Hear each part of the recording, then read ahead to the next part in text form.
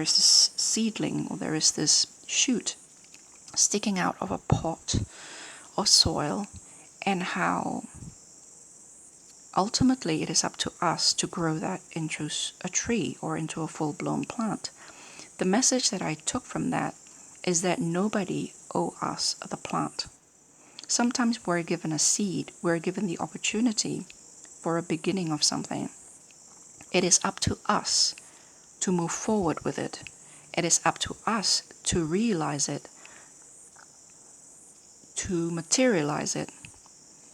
And it reminds me of the magician, also number 1. I'm sure that's not a coincidence. How he has all the tools that he needs. But ultimately it is up to him or her to use those in whatever it is that he wanted to actualize. It also reminds me of, in a counseling session, the counselor or the psychologist can give you all the positive unconditional regards as you can muster. But ultimately all that positive unconditional regards, as Rogers would call it, would mean nothing if you yourself do not take the steps necessary to make the changes that your counselor or your psychologist have helped you to provide an environment for. It's like that joke as well. How many economists does it take to open up a, blah, blah, blah. How many psychologists does it take to do this and that? This, that kind of a professionally sort of stereotypically oriented, jokes which centered around the stereotypes of each profession. One joke, I'm sure you heard this, is how many psychologists does it take to change a light bulb? And the answer is 1, but the light bulb must really want to change. Ha ha. My point is that eventually, when you are given a seed, nobody owes you the plant. You have to work towards it yourself.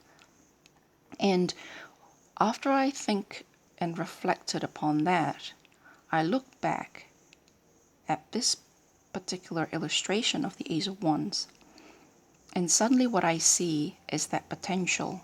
What I see is, so the Ace of Wands, let's say I were to draw an Ace of Wands, I'll draw a seed.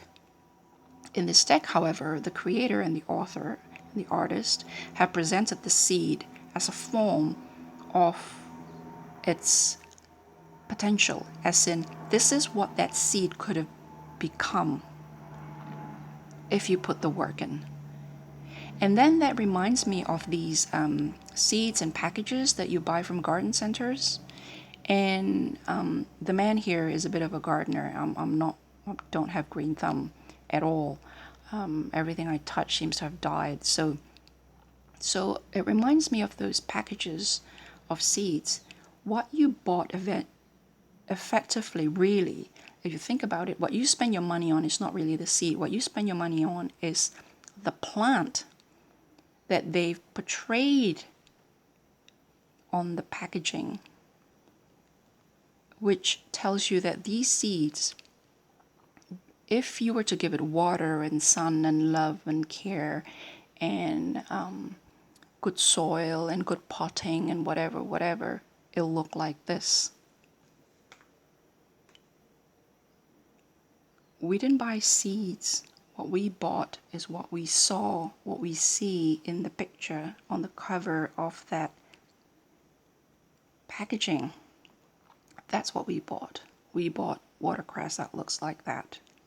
We bought that vision, that dream, that future, and not whatever is in there. And so when you see that, to me, it's like seeing that.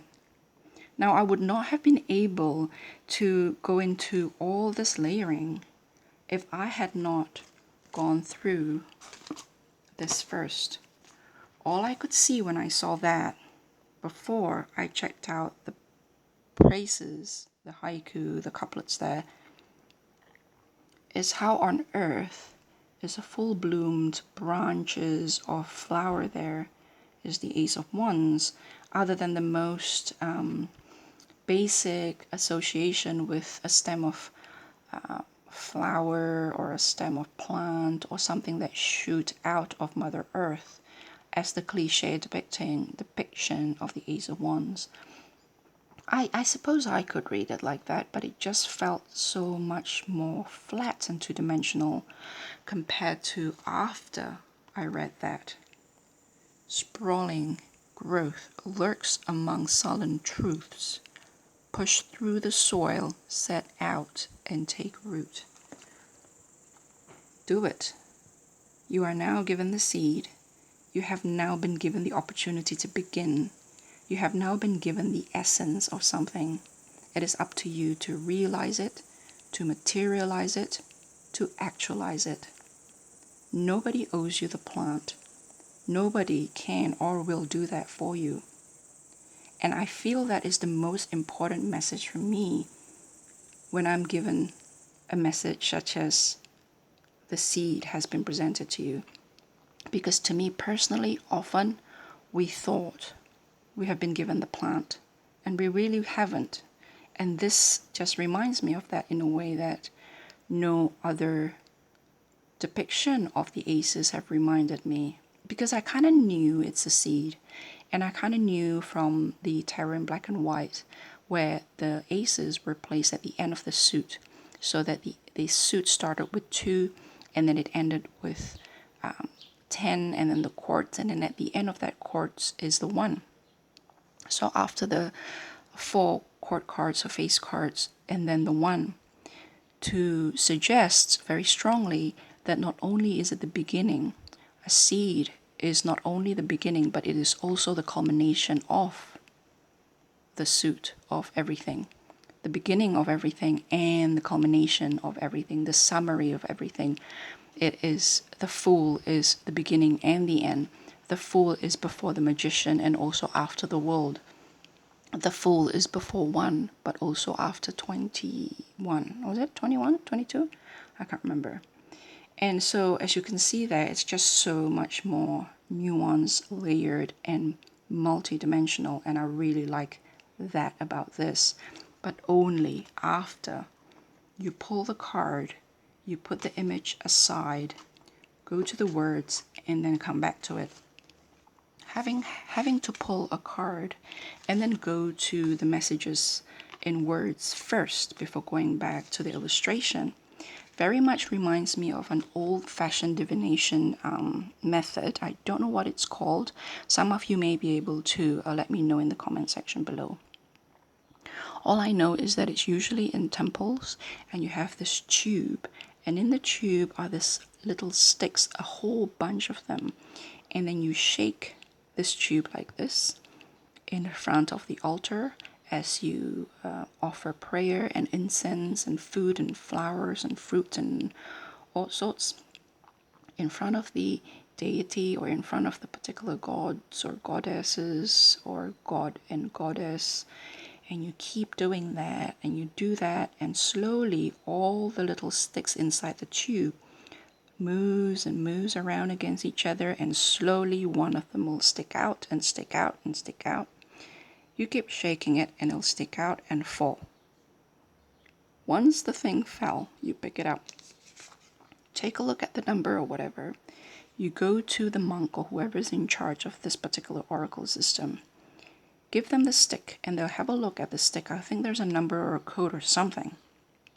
On that stick, they'll look at the code. Let's say it's a number. And then they have a big book. They open up that book and then they see what the book says about that particular number. That's the oracle. He or she then explain to you what it means in relation to your question. This reminds me very much of that. You pull this card, you look at the number or what card this is, Ace of Wands. You put it aside, you consult the text, and then the Ace of Wands says such and whatever. And often, from my experience, at least in the old country, the country that I was born in, at least with my cultural group, my community of origin, often the oracle came out like poetry as well. And they usually will say something and you thought, what on earth does that mean?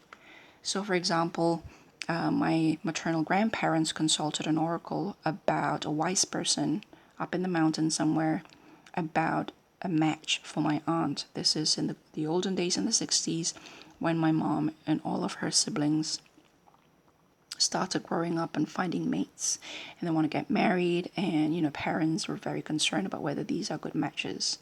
And the oracle said about an aunt of mine, she'll be like this glorious bird being chained to the ground with a heavy chain around her ankle.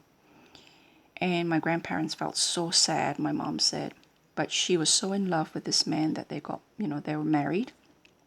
And 40 or so years on, we found out that he had been physically abusing her for decades. My point is, sorry, flies. I can't stand the flies around here when it's just... Anyway, my point is that I don't know about tarot as a divination tool and how those more classic, more esoteric, more divinatory tarot decks work in comparison to this, I'm sure. But if you think about how you pull this card, you go to the text. Sprawling growth lurks among sullen truths. Push through the soil, set out and take root. That's your oracle. That's the divination. And then you look at that. That is equivalent to me to the monk in the temple, or whoever my maternal grandparents were consulting. That is equivalent to me to them talking to my maternal grandparents about exactly what the question is and how then what the oracle has to say in the great book relates to the question at hand. I'll give you another illustration.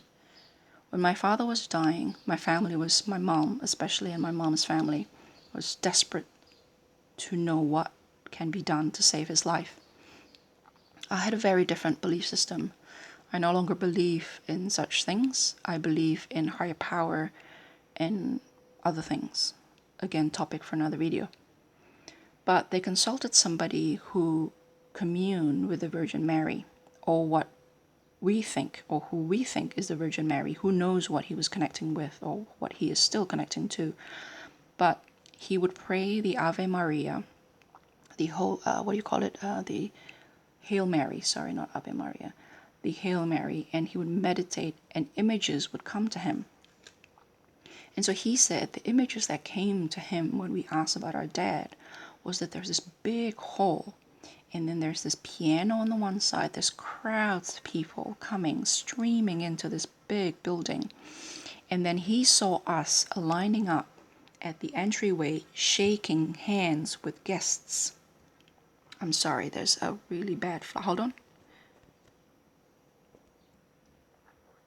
I'm sorry, just the sound of fly makes my skin crawl. So I had to, attend to that.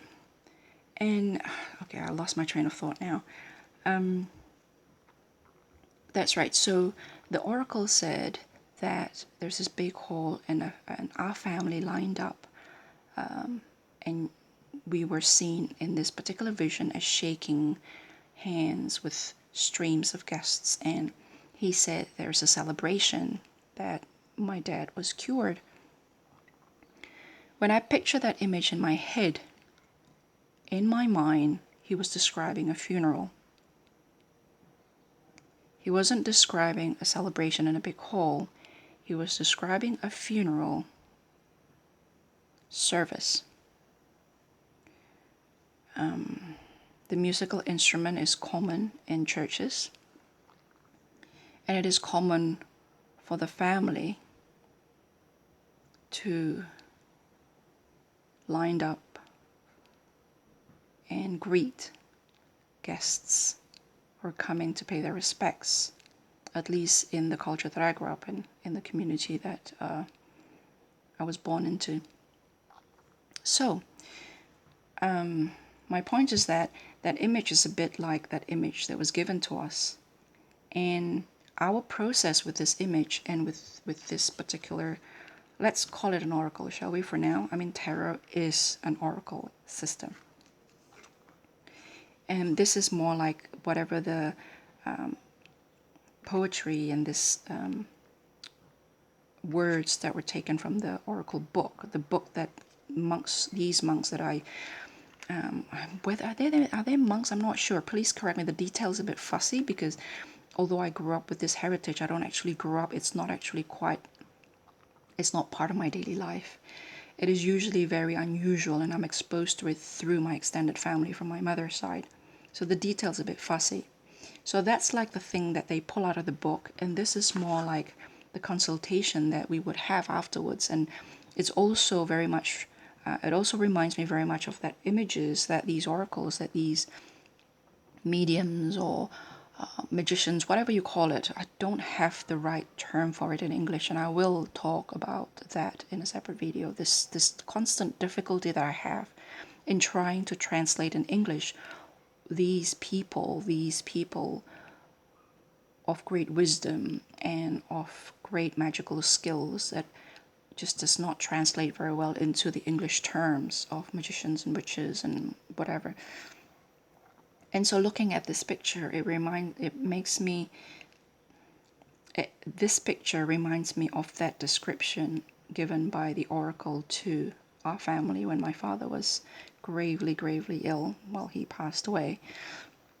And this very much reminds me of the temple sticks divination system, where the stick will come out, we pick up the stick, in this case the card, and then we would bring it over to the person in charge in the temple, and they'll read from a great book.